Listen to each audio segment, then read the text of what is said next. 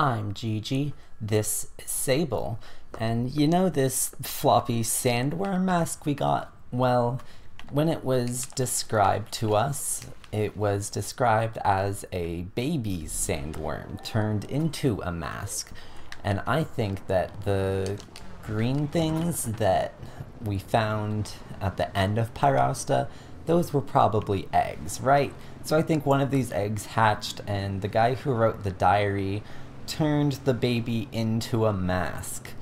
So that's a little terrifying. I also just want to give a little bit of thoughts about Pyrausta before we move on. And that's that Pyrausta is interesting because she's so far removed from everything else in the game. The rest of the game has been about how we are connected to this world and how yeah, there's no ant, just how we're connected to the world and ourselves. But Pyrausta, let me make sure I'm going the wrong way. Right way, not the wrong way. Make sure I'm going, yes, okay. Words, English, I'm tripping over myself a lot. But Pyrausta felt like something we weren't supposed to connect to, because the guy who wrote the diary connected to Pyrausta and kind of went super insane and carved a baby into a mask and then threw himself into a digestive pool. So that's just a little bit strange, you know? But enough of Pyrausta, because none of us want to think about that anymore. We have to finish up, really. We have got to choose ourselves a final mask. Don't lose your bike. Thank you, game. I will not. But I don't want to just warp right into Ibex camp. I want to actually make our way there, because this is, you know, probably my final time in this game. So I want to make sure it's appropriately cinematic. I want to take one last trip across the sands with Simoon before we choose our final mask. And it's probably not gonna be the sandworm mask, but I feel like I gotta wear it for a little while longer, just because it's so gross. And here we are, back at these gates that we left from so long ago. And it'll be cool when the smoke is framed right through the gateway. That's nice. Yeah, because we haven't actually seen these people since the first few episodes. I'm gonna drive through this ring because I'm sick with it. Yeah. It's funny that there's just the one and it's not like a part of the whole quest line. Alright. Oh. Driss isn't here. Is everyone just gonna be up at camp? Let's check the workshop real quick for what's her face that helped us build our bike. Nope. Everything's probably up there, and my mask is making the gross wet sounds. That's horrible. What about Umar? Not over here? Not over here. Kind of expected everyone to be back in their positions. Oop, I just clipped through the ground a little bit. That sure was a Sable moment. Come on. Oop, oh, I skipped some text. Oh. As the Ibex camp draws closer, the imagined threshold between home and gliding is palpable. It reminds me of coming in from a sandstorm, so fierce that the grains have whipped through the air and through your clothes. You peel off the layers of sand-beaten fabric and marvel at the dust on your skin, the bits that manage— No, I pressed a button on accident. And though you feel so grateful to be home and so comforted by the safety of the indoors, you can't help but smile, nostalgic, as you wash the sand away. What an adventure you've had, and it was only for you. Am I ready to choose my mask now? There's no going back if I do. I'm ready. I think I'm ready. But am I really ready? Definitely ready.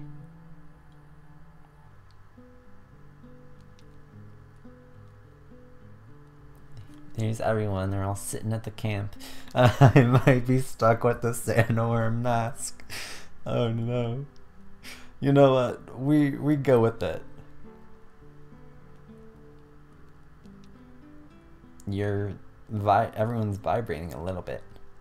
Hi guys, I have a gross worm mask on my head. Aw, there's... What's her name? I've forgotten all your names. It's been so long. Hi. What's up? Hello. Aw, hug. Is it just gonna end there? No. Okay, cool. I should speak to Jotty when I'm ready for the choosing ceremony. Okay, cool. Sorry, I'm not stuck with the mask yet. Hey, Sable.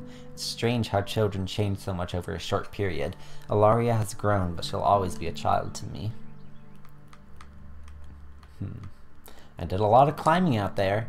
Oh, how high did you go? Did you touch a cloud? If I had a gliding stone, I would definitely touch a cloud. I reveal that I got the climbing mask. Ilaria seems to vibrate with excitement and jealousy. I can't believe it. You have to choose it. You will choose it, right? I mean, why wouldn't you? That would just be silly. I don't think I'll get a word in here, so I just let Ilaria effusively speak at me for a while, enjoying her passion for something so particular. Being a climber is a pretty solitary existence for the most part, mostly foraging for things that grow in the higher climbs, fixing or salvaging from ships in high places. But the sights you see, the places you get to go, it'll be like a continual gliding at times.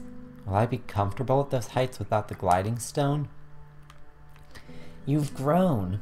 Ilaria subconsciously stands a little taller and prouder as I say the words. I can't help but smile, remembering all the times the adults would say, "Oh, how you've grown," to me as a child. Well, you've not grown at all. I haven't just grown, I can climb way higher now. Zeki hates it. It's great. Not all growth is external. It feels like a hollow defensive statement, but it's also true. Ilaria doesn't look convinced. Simon will leave for her gliding soon, but at least you'll be back now.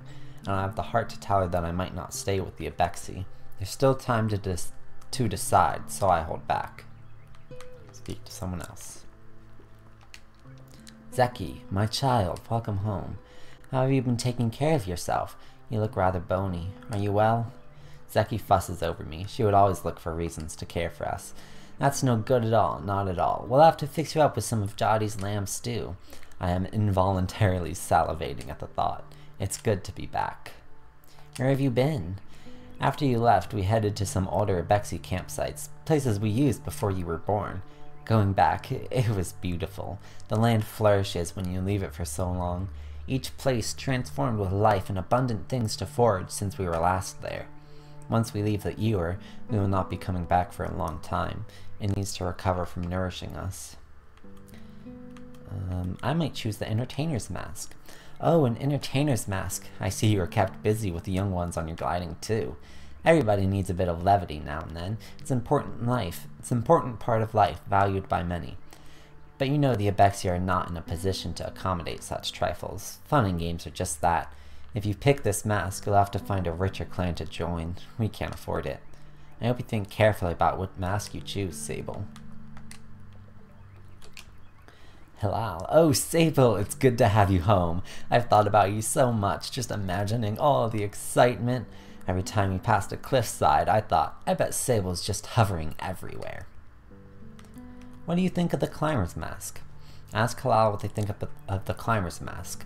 They light up straight away, which I think I should have expected. A brilliant mask. There's a lot of really good masks, obviously, but climbing? If you ask me, the worst part of the gliding's end is losing the perpetual stone. To hover forever, to fear nothing from heights or falls, that is an uncommon freedom. And you have to let it go. To me, climbing is the closest thing one gets to keeping that connection between oneself and the perpetual. Just as the stone does, it banishes fear and risk, lets you explore the world's great vertical spaces with knowledge and fortitude. I think it's a great mask, and probably would have been my choice had I not fallen so much in love with the Abexi. I thank Halal for their thoughts, and again for the stone they gave me so long ago. Have you heard of Lore the Fabulist? Of course I have. Not much for travel, you know, but not 2 years ago I made a special trip to Ekra just to see her. Why? I tell Halal I met her out in the desert and that we spent a whole evening talking about life and poetry. I add that I think I may have inspired some original work. That's amazing! So you think... Sorry, I'm so excited. So you think it's possible that next time I see Lore, she might actually read a poem that you inspired? I say yes, that it's quite possible. Now that is a gliding. Who cares what mask you choose? You gotta hover around the world and you inspired Lore the Fabulous to write a new poem. If I were you, I'd put on my retirement mask because I'd be done. We laugh together and it feels really, really good. Welcome back. I don't remember the last time I heard Umar speak, maybe to yell a warning, but never to converse. It takes me a moment to think of something to reply. Have you been? Umar shrugs silently. I think that's all I'm going to get from him on that. Did you miss me? He emits a low grunt and what sounds like a chuckle. I think that means he missed me. Let's talk to someone else. Not Jody just yet. I greet Cizo. How do you do, clan child? Talk about Simoon. How is your companion? I would have been lonely without Simoon. Of course, the desert can be a desolate and sparse place. Traveling with a partner is the only way to keep the mind at peace. What will happen to Simoon now? Well, it's almost time for Sima's gliding. Simoon will likely accompany her across the dunes.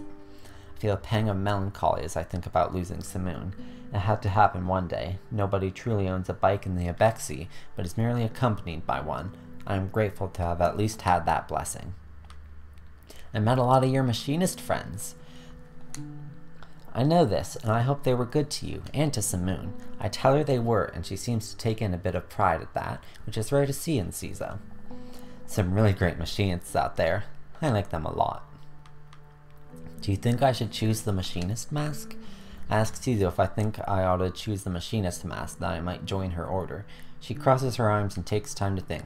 Some will tell you that the life of a machinist is lonely. It isn't. Not only because we are signed to clans who often so welcome us into their number. No, it's more. It's because we are never truly alone. As you were never truly alone on your gliding. You went with Simoon. I think of the moments where I sat looking at some map, or hiding from some foul weather, or trying to get over a sudden bout of very powerful homesickness, and Simoon gave a little hum that I could feel up through my legs. You have a very special bike, Sable. I nod along with Cizo. As you returned, I sat on the tower and heard Simoon's purr grow to a roar, and in it the traces of those whose work had helped give her shape. She speaks with many voices now, in that resonance. Cizo seems to shiver. It's why we do what we do.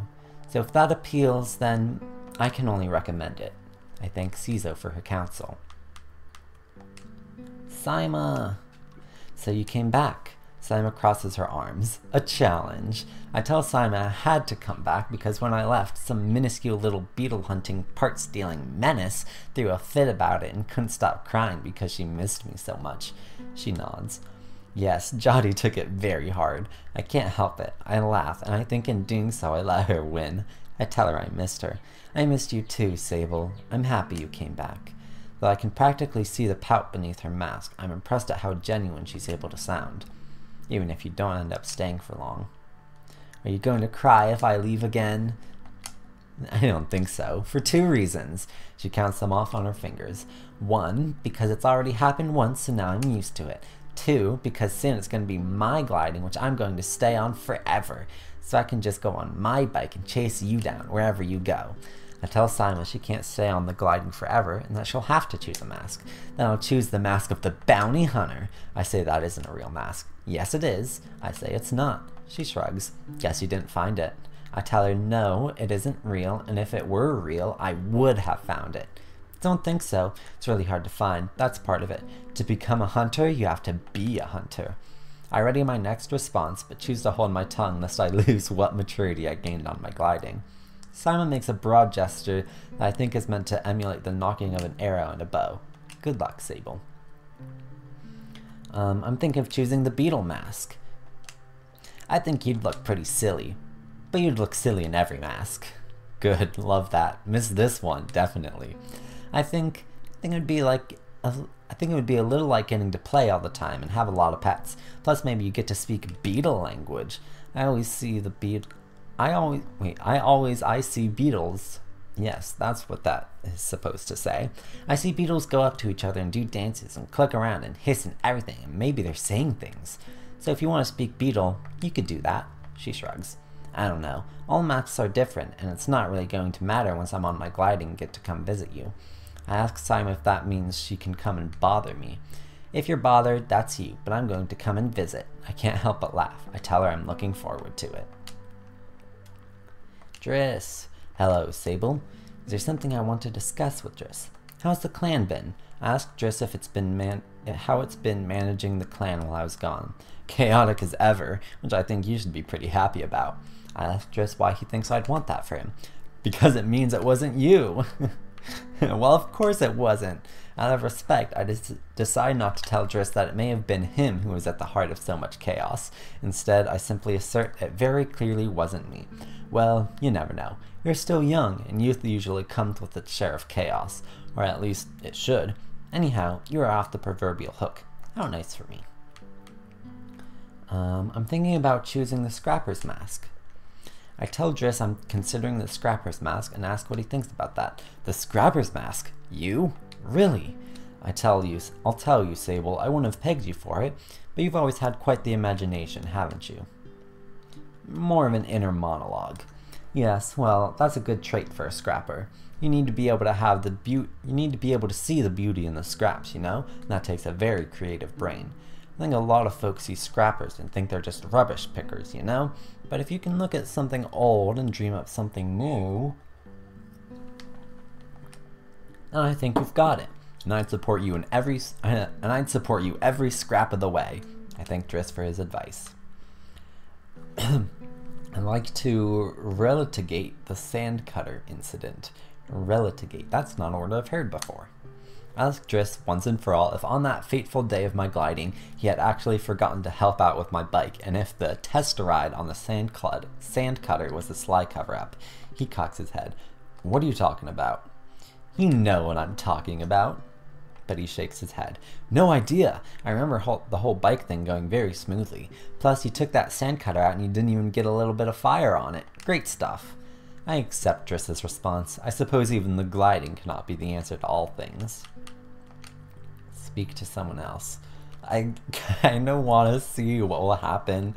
Like, I feel like it'll be like a dialogue prompt and then I choose. But it might depend on like what mask you're wearing when you talk to Jaddy, and I want to know what'll happen if I have this mask on. Like, what would that imply? Choosing the sandworm mask? I don't know, but I'm doing it. Being back with the Abexi is more comfortable than I expected. I think I thought the gliding would change every part of me, and then I would come home different. Perhaps more mature or more jaded, or at least able to grasp more of Driss's jokes or Halal's poetry. The actual change is more subtle, and it's that somehow, despite spending so much time discovering the world beyond, I've never felt more like a part of this clan. It isn't about being a Bexy or which mask I ultimately choose. It's simply that I no longer feel so behind everyone, or like they know some grown-up secret I yearn to understand. I feel embraced. Holy as the person I am. Sable. So now we've heard your stories, or at least the ones you're happy to tell. That means it's nearly time now. Jaddy sighs contented. I suspect that she was more concerned with my experience of the gliding than the grand choices at its end. For that I am grateful. Are you ready to choose? Am I?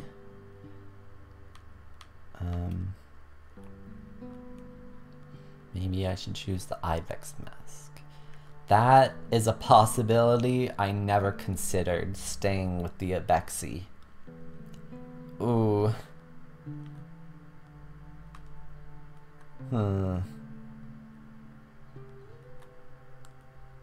Okay, so my choices are... Let's see, seeing what happens when I'm wearing the sandworm mask, which I feel like won't result to anything. I feel like I'm just going to choose in like a dialogue prompt. There's also the Beetle mask and the Machinist masks are the other two I'm most interested in. But I think I'll choose the Beetle mask over the Machinist mask. But the Ibex mask, I did not consider that possibility. Because as putting ourselves into the shoes of Sable, even though the game will just surely end after this, choosing the Ibex mask would let us see our clan, like the other young clanmates, go off on their gliding and kind of get to feel what it's like as an Ibexi, as someone goes off on their gliding and we don't see them for a while, you know. And that's another part of the gliding, is the people you leave behind for your gliding. But choosing the Beetle mask would mean leaving everyone behind for pretty much the Sable's whole life. And instead, we would run a Beetle Inn, and we'd get to meet a lot of new people at a Beetle Inn. But we wouldn't see these people again. Oh, I think I'm dedicated to the Beetle mask. I think that's going to be my choice. I tell Daddy I'm ready. She nods. I won't keep you, Sable. If you know what you want, then all I desire is to learn what that is, and celebrate it with you. I'm allowed to be excited too, aren't I? She chuckles. Whenever you're ready, proceed to the temple. Alright, well, we've talked to everyone, but we can't leave Simoon just yet. And the door closed behind us, so we can't leave. I feel like I could climb that with max stamina, though. I mean, I climbed on top of the Temple of Rohana, so I have... Oh, we're getting cut off.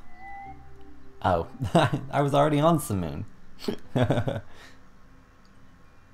We're saying goodbye to Simoon. I'm glad they make a little cutscene out of this, and we don't just have to ditch her.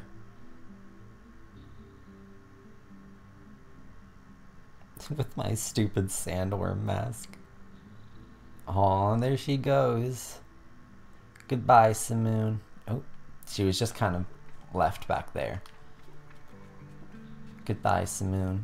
It's been a thrilling gliding with you on my side, and we made a lot of memories together. For sure.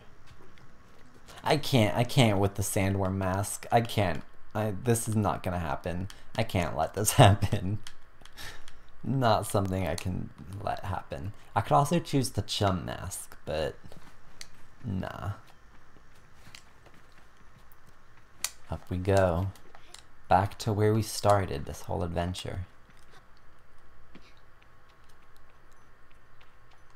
Through this dark ruin that we even... And this door is still open, even though this button, we had to press it and to open the door the first time, even though we came through and it was a whole thing. And back into here.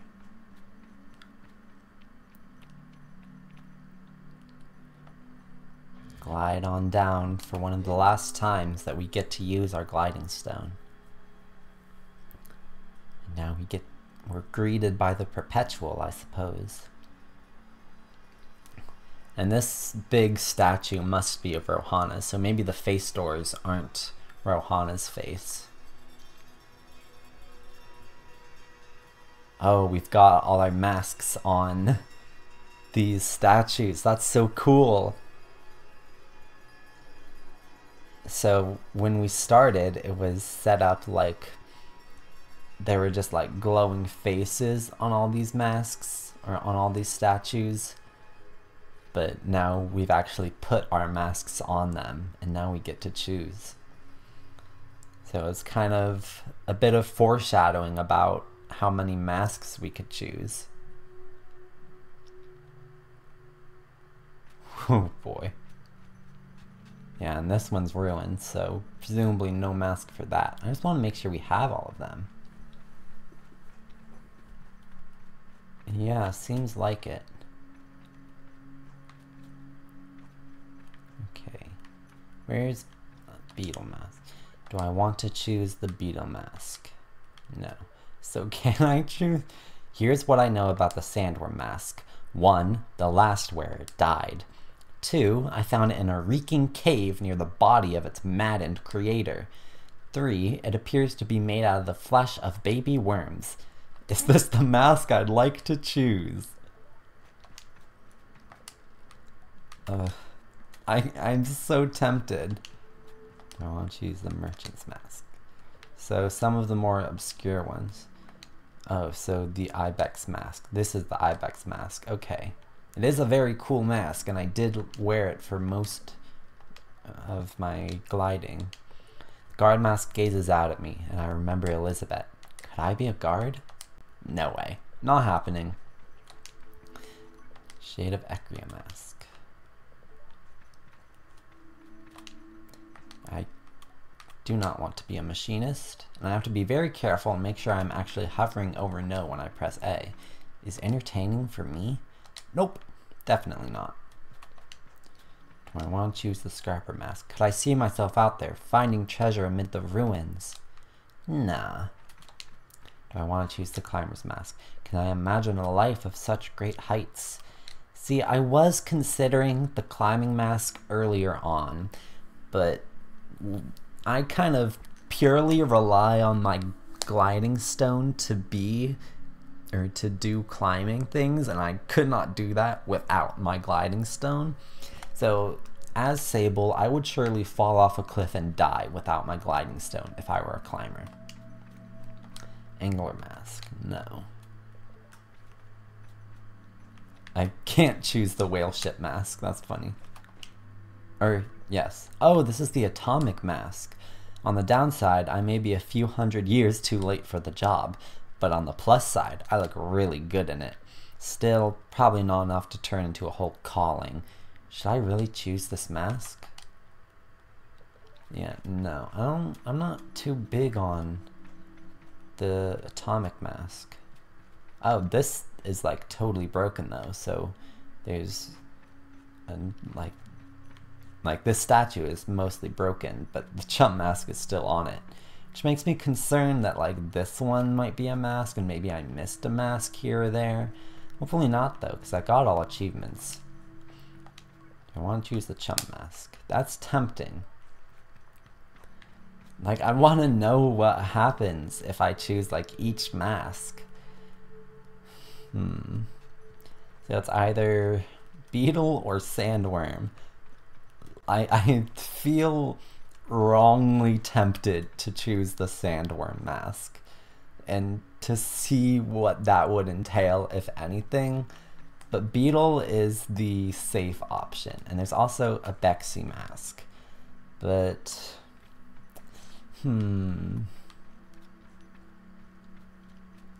this is a tough decision. I didn't even consider that I could keep my Bexy mask. I figured that was kind of my gliding mask, but no.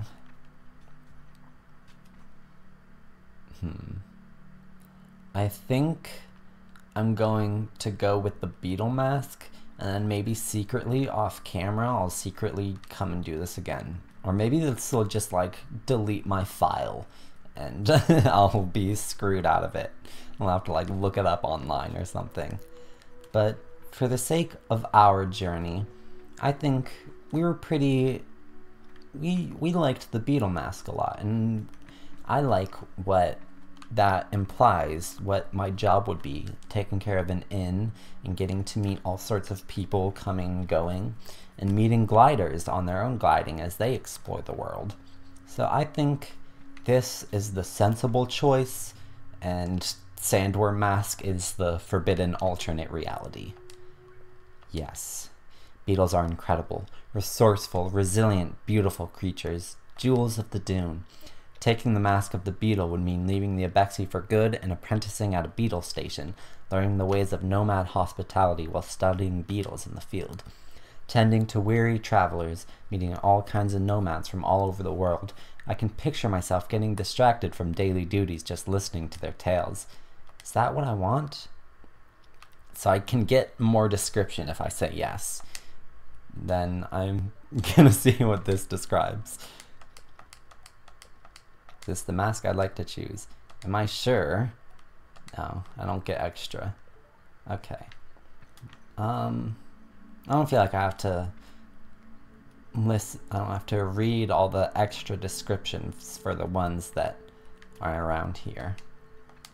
So yes, beetle mask. That's it. Ooh, the desaturation fog has gone away. Let us choose our mask. Return our gliding stone to Rohana. Ooh, all the perpetual particulates in the air. Goodbye, gliding. Oh, the music. Oh, all the gliding and all the perpetual flows out of it.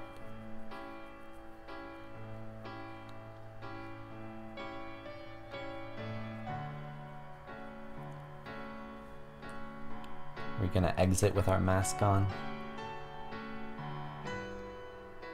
Yep. That's us. I also like the beetle outfits, and yeah. She jumped off. You can't glide anymore, Sable. Good thing she can take a long fall.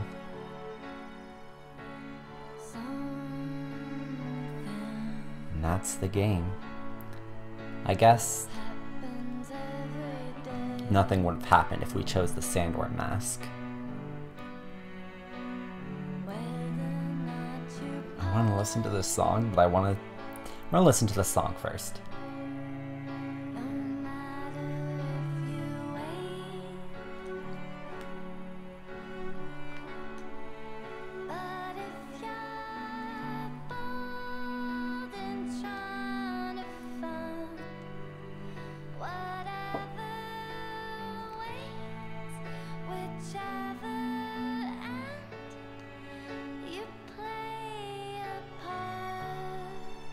My throat just made such a weird noise.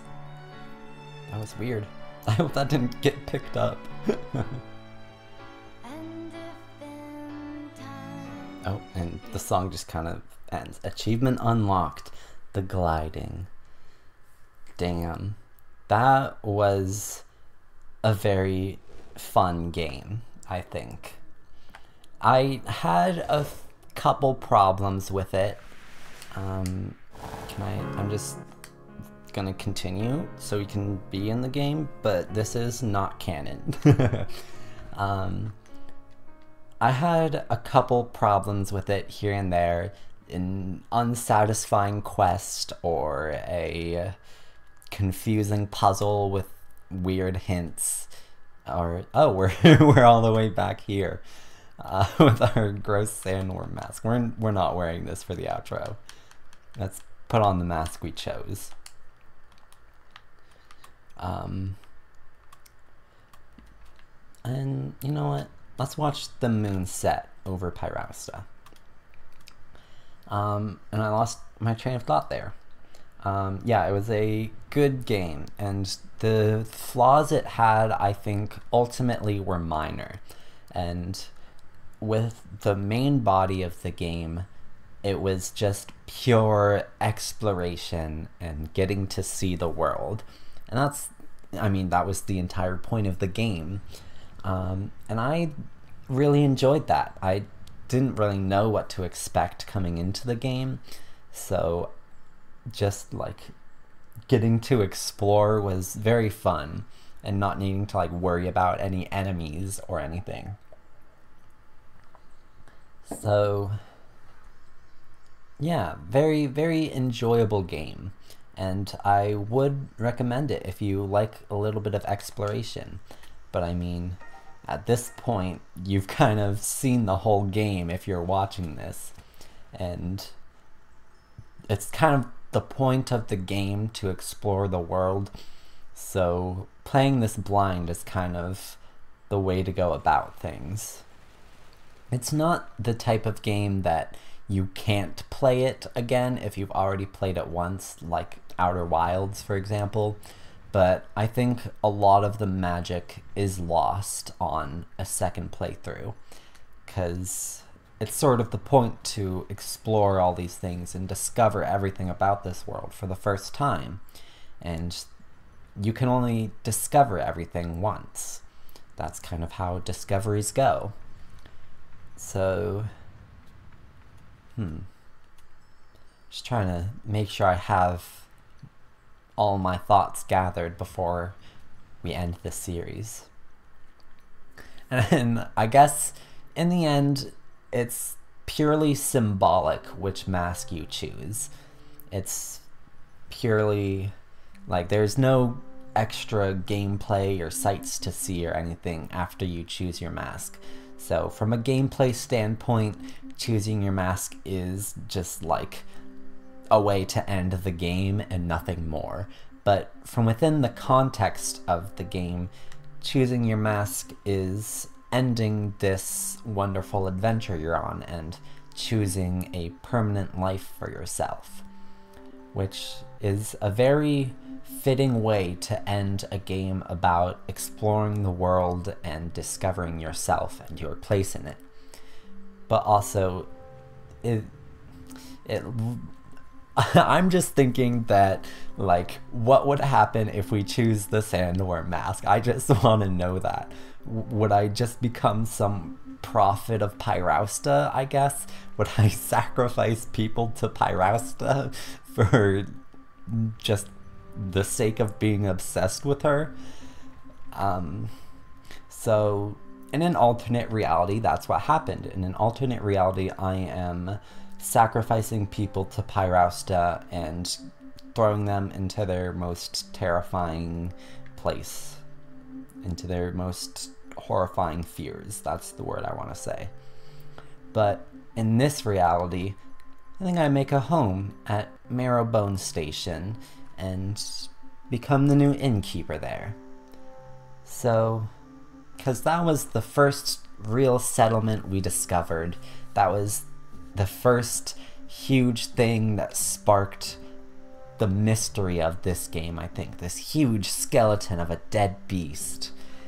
Just, that was really what intrigued me. So, that's where I'll choose my apprenticeship in theoretical future. But that was Sable, a very, very enjoyable game. And this will be going up on the 19th, so in 10 days, because I'm recording this on the 9th actually, so I've got several more videos lined up.